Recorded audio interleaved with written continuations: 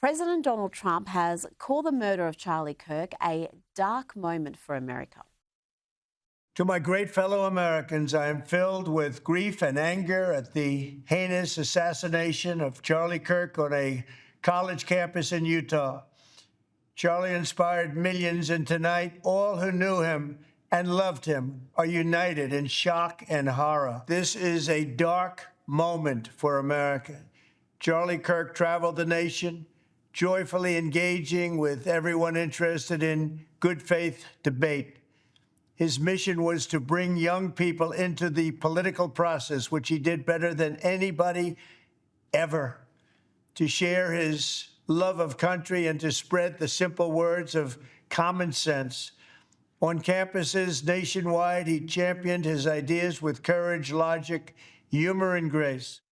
And the president noted the spate of deadly political violence from the left. He called such acts, including the assassination of Charlie Kirk, as acts of domestic terrorism. It's a long past time for all Americans and the media to confront the fact that violence and murder are the tragic consequence of demonizing those with whom you disagree day after day, year after year, in the most hateful and despicable way possible. For years, those on the radical left have compared wonderful Americans like Charlie to Nazis. From the attack on my life in Butler, Pennsylvania last year, which killed a husband and father, to the attacks on ICE agents, to the vicious murder of a healthcare executive in the streets of New York, to the shooting of House Majority Leader Steve Scalise and 3 others, radical left political violence has hurt too many innocent people and taken too many lives. Charlie was the best of America, and the monster who attacked him was attacking our whole country. An assassin tried to silence him with a bullet, but he failed, because together we will ensure that his voice, his message, and his legacy will live on for countless generations to come. Let's bring in documentary filmmaker and commentator Ami Horowitz. Ami, this is a dark day for America. I don't think those celebrating Charlie Kirk's assassination, and I've seen, sadly, a lot of that on social media, I don't think those people understand what they have unleashed. The anger, the sadness over this assassination is profound. Yeah, I think you're right. And before I spit fire, and believe me that I will, let me take a step back and talk about Charlie for a moment, and just some personal anecdotes. I considered him a friend. Even though we were a generation apart, he was somebody that if I had a question or some advice, I'd call them and reach out to him. And he's so generous with his time. The first time I met him, God, it was well over 10 years ago, maybe 13, 14 years ago. He was a teenager. He was just starting Turning Point. I think we met at a PragerU conference in California. And somebody introduced the two of us. So this is a guy you should know. His name is Charlie Kirk. He's a comer. And Charlie had been fundraising for Turning Point USA, right? It was the beginning of this organization. And in our conversation, he was talking about the people he's raising money for him while he was there. And for anyone who knows, who raises money, who has investors, you keep those things close to your vest, right? That's the lifeblood, the money that keeps and creates the organization you're creating. And he mentioned one of these billionaires that he raised some money from. And I just mentioned, just casually, that's a great guy to get money from. I've been trying to reach him for years. Not even asking for a favor. And he immediately said, here's the guy's cell phone number. Give him a call. I'm sure he's happy to help. Okay, that was the kind of guy Charlie Kirk was, okay? A friend to all, a hater of no one. He criticized people, but he did not have hatred in his heart, which makes this even more difficult. Look, I have all types of friends, right? I have friends on the far right. I have friends on the far left. I have friends everywhere in between. And I got to tell you, Rita, I am scared to call some of my friends on the center left, never mind the far left, to talk about this. I'm afraid what they're going to say. Going over the social media, going over Instagram and Facebook and Twitter, and listening to what people are saying, even on the mainstream media. I heard you talk about MSNBC over and over again. I think it's important to note the callousness in which they're covering this. Saddens me and scares me. And if a friend of mine said to me, oh, I'm so happy Charlie Kirk is dead, I don't know if I could talk to that person again. I got to be honest with you, Rita.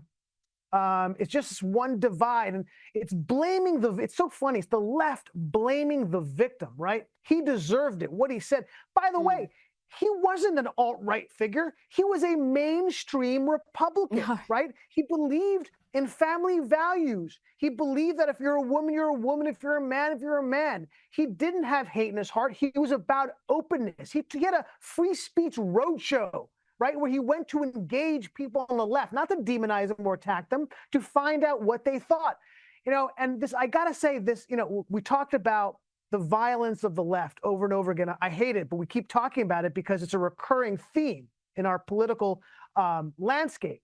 And this is another example of that truth, that the political violence we've seen mostly, not exclusively, but mostly comes from the left. And we see on the right, what that actually is the exception that proves the rule, right?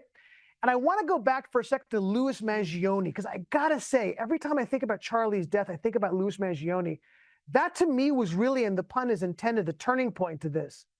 Because it was when he was murdered, this man who was a healthcare executive, he wasn't even a political figure, right?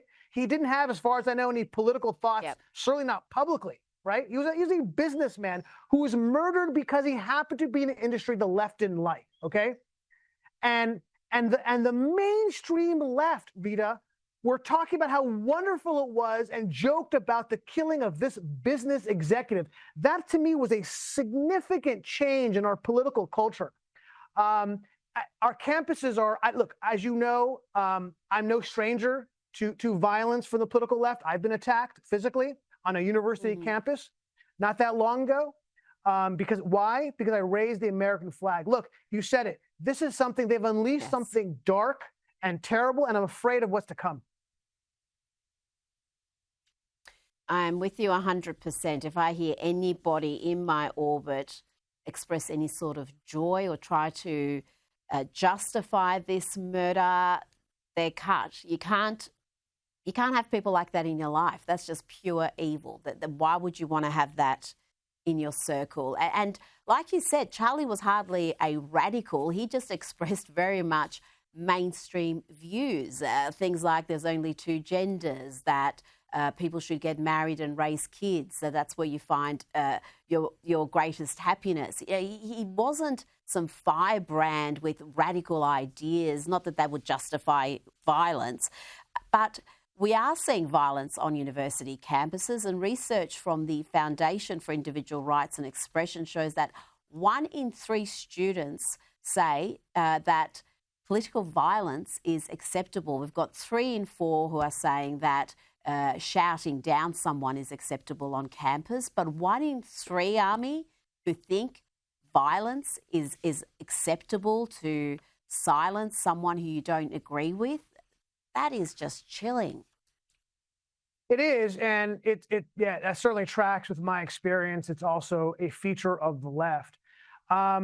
Look, the truth is the left has no affinity for free speech, right? They haven't for a long time. They used to be champions of free speech. I remember the days, and Rita, I'm sure you do also, where the ACLU, right, a leftist organization, championed free speech to the point where, I don't know if many of you guys remember, but when I was a kid, the Nazis were marching in a town called Skokie outside Chicago, and it was the ACLU, the left, that defended their right to do that. Well, what has happened to the ACLU is indicative of the left in general and how they've changed their views on free speech.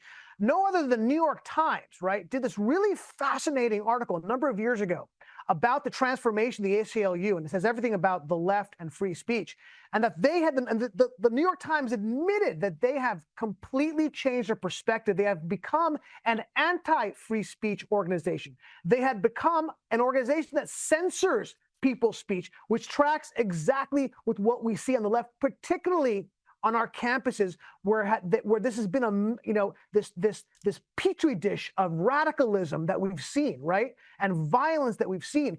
Ami Horowitz, thank you so much for your time tonight.